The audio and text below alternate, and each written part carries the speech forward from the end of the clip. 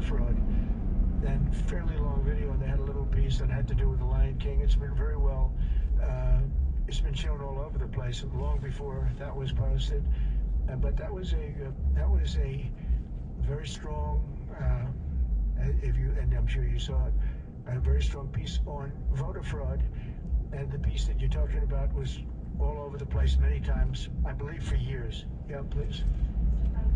Where the Secretary of Commerce visited Epstein's Island. Do you continue to have? No, I wasn't aware of it. No, I didn't. I actually haven't spoken to him about it. I wasn't. But from what I hear, he was there with his wife and children. And I guess in some cases, some people were. I wasn't. I was never there. Somebody will someday say that. I was never there. Yeah, please. This announcement that you made today, Mr. President, comes on the heels of a January jobs report that smashed industry expectations. Smashed all records. And a big feature of that was you reprivatizing the economy, an economy that was bloated with federal employment under the previous president. What's your message to Americans following this jobs report that smashed their industry expectations? Is this just a sign that the best is yet to come? Thank you.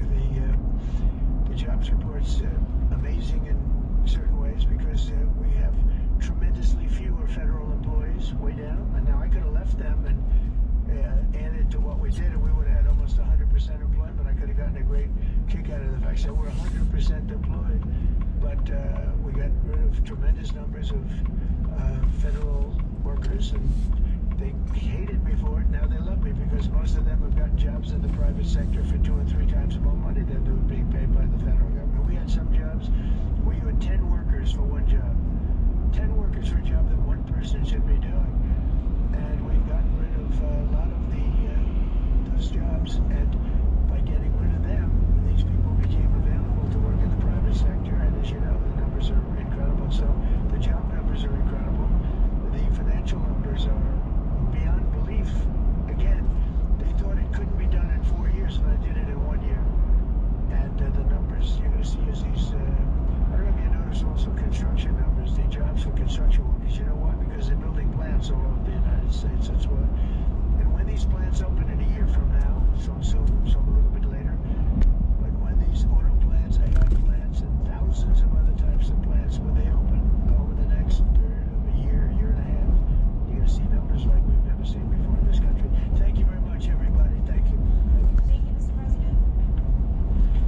We've been listening to President Trump at the White House during an event in which his administration announced it would be dismantling the legal basis for EPA policy on climate change. Notably, the president there making news specifically when it comes to his Commerce Secretary, Howard Lutnick, and revelations in the Epstein files that Lutnick had visited Jeffrey Epstein's island in the Caribbean. There, he said that he did not speak to Lutnick about this, and he proclaimed again that he had never been to Epstein's island. Lastly, on a bit of news related to DHS funding, the president saying that he spoke to Senate Minority Leader Chuck Schumer last week about it. Of course, DHS funding set to lapse tomorrow. Happening now, time is just about out for Congress to strike a deal and avert a shutdown of the Department of Homeland Security. The deadline set for Friday, and senators are leaving town for this President's Day recess. Senate Majority Leader John Thune is now acknowledging that a shutdown is all but certain. So let's bring in Democratic Senator Peter Welch of Vermont to talk about this. Sir, thank you so much for being with us. Democrats are obviously demanding a list of changes to how ICE and CBP operate, and the White House has sent over some legislative language. What's in the White House's latest proposal, and what is not in it that you think needs to be? But frankly, none of us really know. I guess a few of us know what is in the White House language, but it came over so late that there was never any ability to sit down and have a discussion. You know, the bottom line for us is very simple. ICE should be required to have as its standards the same standards that apply to your police force and mine on use of force, on body cameras, on training. Essentially, it's got a blank check, and what we've seen is they are acting in a way that is incredibly violent, very disruptive, and interfering with local police force. So our demand is really simple. The same standards that apply to police forces all around the country should apply to ICE. That's what my law enforcement people say should happen with ICE. Okay, but if it came over late and you guys need a chance to take a look at it, why leave town? Why not stick around and sort through the details and try to get somewhere before recess? Well, good point, and I'm here. I'd be glad to stay, but that's the decision of Senator Thune and his decision, and I think it was because of issues on his side. He's sending us home. But you got a good point. We're ready. I'm ready to stay. I'm ready to talk. I'm ready to read. I'm ready to negotiate.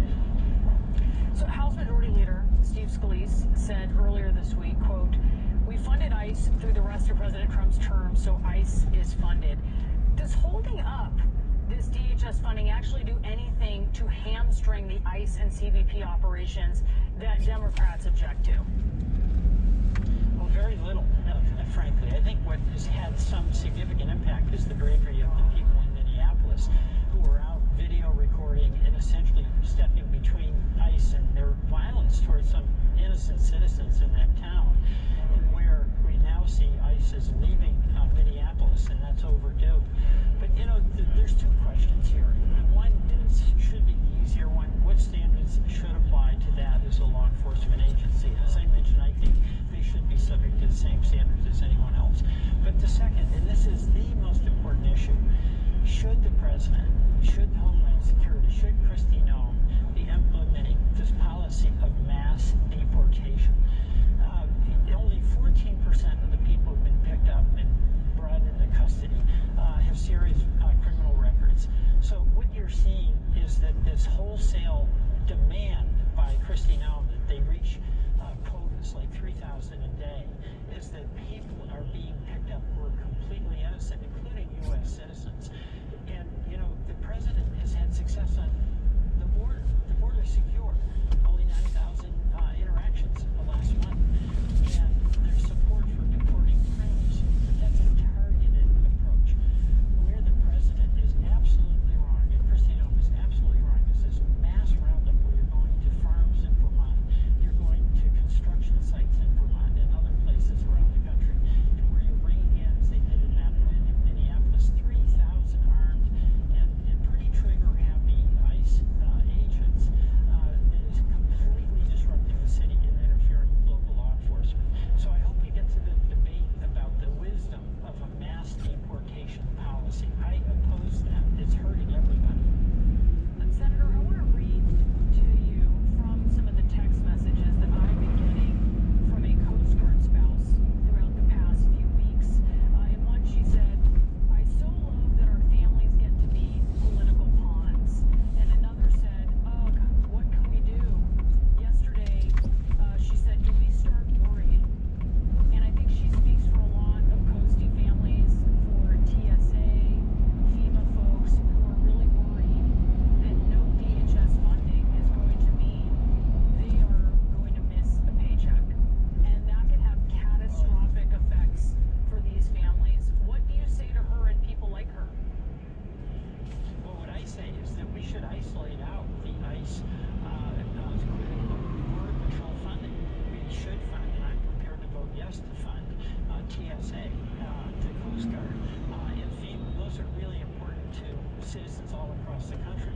The debate should be about what standards apply to ICE and what's the legitimacy of a mass deportation policy.